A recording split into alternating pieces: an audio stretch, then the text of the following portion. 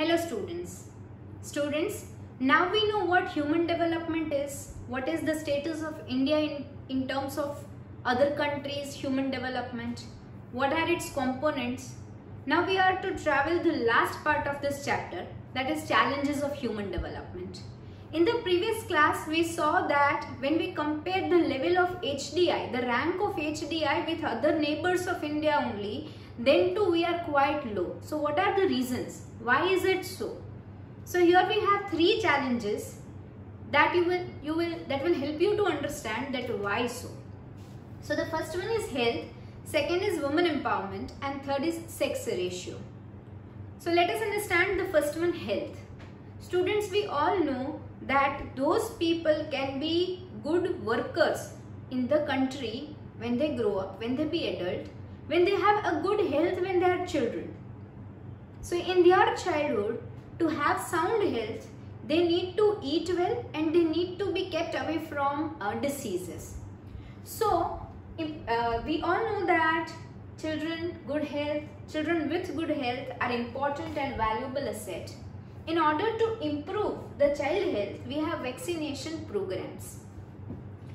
Those vaccines are for such diseases which can be kept away if we inject this vaccine. So we have OPV for polio. OPV is oral polio vaccine. Now we have another version as well, that is IPV, injectable polio vaccine, which totally ensures that there will be no polio case, and since years we have been successful in keeping polio at bay. We are polio free. BCG for tuberculosis.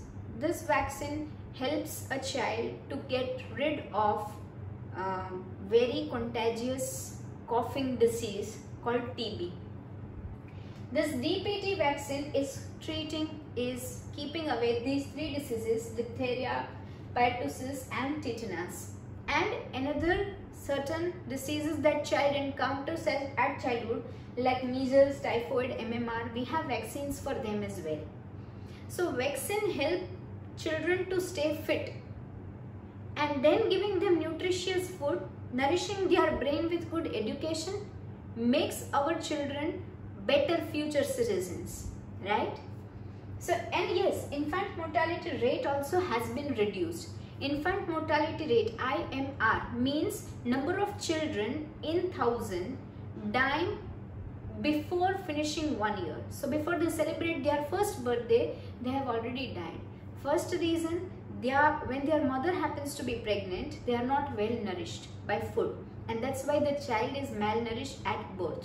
Second reason could be, at birth the child might be normal, but then within the 1 year he might have encountered with some disease, or maybe he might not have received good food. So we have been successful in reducing IMR due to two things, nutritious food and these vaccines. And and even with that, pollution free environment is very important, because child is very sensitive when child grows up. So the health factor at that point of time has to be very crucial, and to give them pollution free surrounding makes them grow well. So that's all about health that we can do, we are doing, and we will be doing to level up our HDI rank. The next one is women empowerment, which we will study after this, and now is sex ratio. Sex ratio means number of female per 1,000 male in a given area in a given year. So in India we have in 2011 48.46% female in our entire population and 51.54% male. So we can see that male are relatively more in number than female.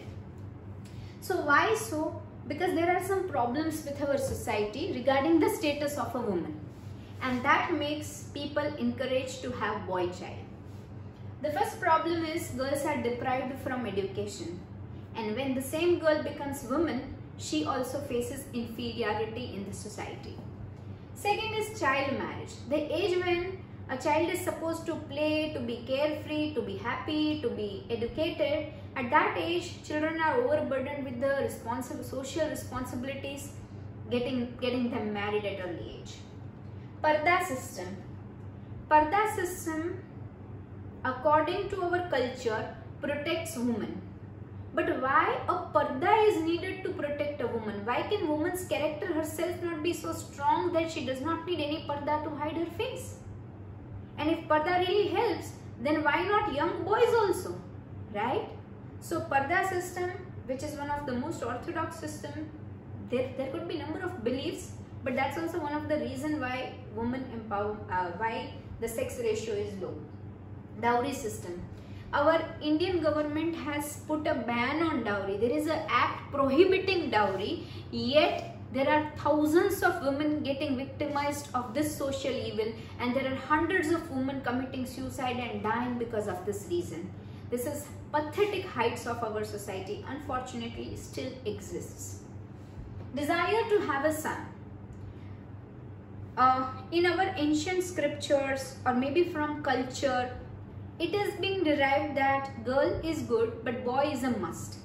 Now when those families who have less affordability will need a son, will compromise girl over boy.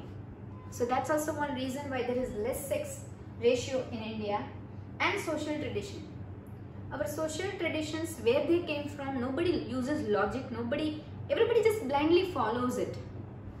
These areas must be pondered upon, otherwise this gap of male and female will keep widening. There is presence of women in our parliament for 12% only. Now imagine the lawmakers, out of 100, if 12 are only women, then what could the situation be? What can we expect? When at the highest level also there is meager presence of women, what must be happening is at the lowest strata of the society? So these are the, and women empowerment, which I'll be teaching just now. These are the reasons why there is lower human development. The 51% male, they are at a good position, but the 48% women, they are at quite low position. And that makes imbalance in human development. So in order to raise human development, we need to raise our societal structure. And for that, we need to give importance to health, of course, both physical and mental health. We need to look upon our sex ratio, it should not be imbalanced, and we need to empower our women. So what is woman empowerment? When a woman gets proper position in the society in terms of her status, in terms of education, in terms of her self-respect, in a way that she is confident enough to carry herself. She gets social liberty, she gets financial independence. This state is known as woman empowerment. Gandhiji has said that if you want to develop your nation, first develop your woman, empower her. So woman empowerment is very important part for Human Development Index. Now here it is mentioned that making women resourceful is known as women empowerment. So let me give you an example that this marker pen, when is lying in the warehouse of the company or maybe in the warehouse of the stationer, it is not being used. So this marker lying in the warehouse is known as a source of writing. But when we teachers use it, it becomes a resource, as in the usefulness of product. So woman also needs to be resourceful, as in woman is a part of society, but when she starts working, she contributes national development, she becomes resourceful. So women empowerment means making women resourceful. In fields of education, sports, jobs, entrepreneurship, education, politics, everywhere the presence of women when gets stronger will lead to women empowerment. There are certain benefits that government has given to girl child and woman in order to uplift their level in society. So the first is education festival. Students in government school, when the year begins, there is one festival, there is one celebration made when girls take admission. So it is a mark of positivity and a kind message to parents that your girl child, when gets educated, she is the most valuable asset to nation. Vidya Lakshmi bonds in villages with less than 35% literacy. So in those villages where less women they study, so the literacy of women is lesser than 35%, government gives bond. Bond is a way of money given to parents which they can redeem, from which they can make money if their girl child study. So it is an indirect way to push girls getting educated. Saraswati Sadhana Yojana, under this Yojana, 1,50,000 girls, they received bicycles so that their commute from their home towards the school to and fro becomes easy. In those villages where there are no schools, or maybe schools for higher education are not there, and they need to travel to nearby taluka for further education, then ST passes to travel for education for girls are given free.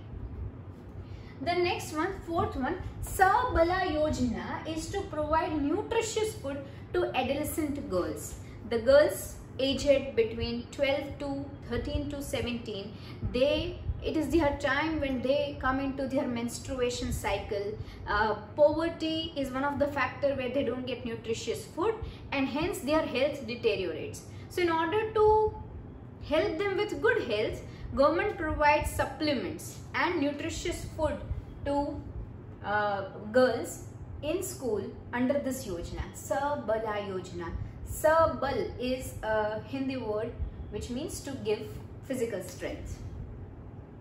Now, there was a reservation for jobs for women in government bodies, local government bodies, up to 33%, which is now raised to 50%, as in any local government body, be it taluka panchayat, be it village areas, be it municipal corporation ward offices, everywhere 50% reservation, 50% seats for jobs are reserved for women.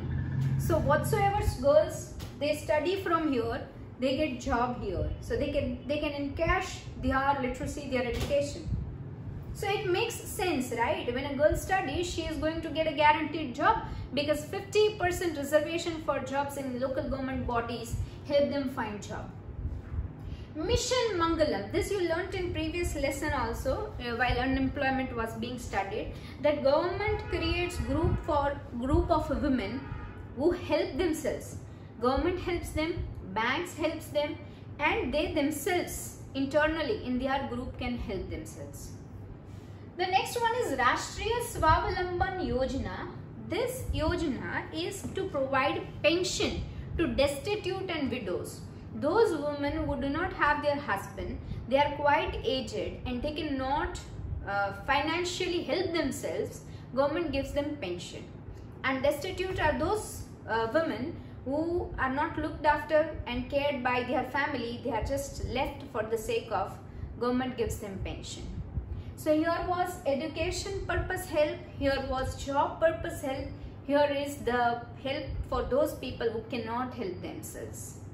And every woman has the real womanhood when she is a mother, right? So in order to empower poor women, there is this E-Mamta card scheme and Chiranjeevi Yojana, under which pregnant women can get themselves checked every regular interval of time in civil hospital, get medicines from there, and even the baby will be delivered and all expenses are borne by government under this. So every aspect of a womanhood, right from her being a girl getting educated, a woman getting self-empowered by job, a woman who is not socially helped by others, or her motherhood, pregnancy time. For everything there is a program running to help them. And the last one is Beti Bachao, Beti Padhao. This campaign is run very well by government, because when there will be social awareness that woman is not inferior, Beti is important, save girl child, this creates an impact in society that woman too is important. So Beti Bachao, Beti Padhao, under that prenatal sexual finding out of the sex is not allowed. So number of girl child, they'll be more.